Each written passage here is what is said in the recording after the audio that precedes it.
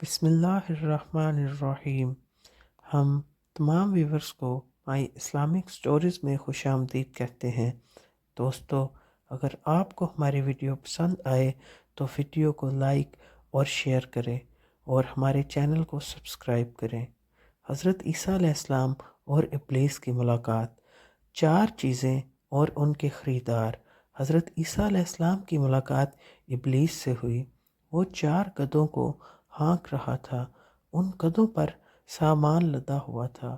حضرت عیسیٰ علیہ السلام نے ان گدھوں کو ہانکنے اور سامان کے بارے میں پوچھا تو ابلیس نے کہا، تجارت کا سامان لدا ہوا ہے اور خریدنے والوں کو تلاش کر رہا ہوں۔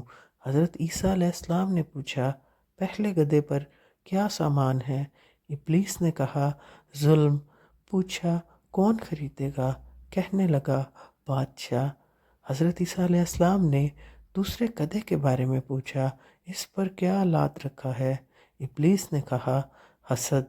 پوچھا، اسے کون خریدے گا؟ کہنے لگا، علماء۔ حضرت عیسیٰ علیہ السلام نے پوچھا، تیسرے گدھے پر کیا لاد رکھا ہے؟ ابلیس نے کہا، خیانت۔ حضرت عیسیٰ علیہ السلام نے پوچھا، اسے کون خریدے گا؟ کہنے لگا، تاجر۔ پھر حضرت عیسیٰ علیہ السلام نے چوتھے گدھے کے بارے میں پوچھا، اس پر کیا لادا ہوا ہے؟ ابلیس نے کہا، مکر و فریب۔ حضرت عیسیٰ علیہ السلام نے پوچھا، اسے کون خریدے گا؟ کہنے لگا، عورتیں۔ دوستو، یہ تھی 4 چیزیں اور ان کے 4 خریدار، حضرت عیسیٰ علیہ السلام اور ابلیس کی ملاقات۔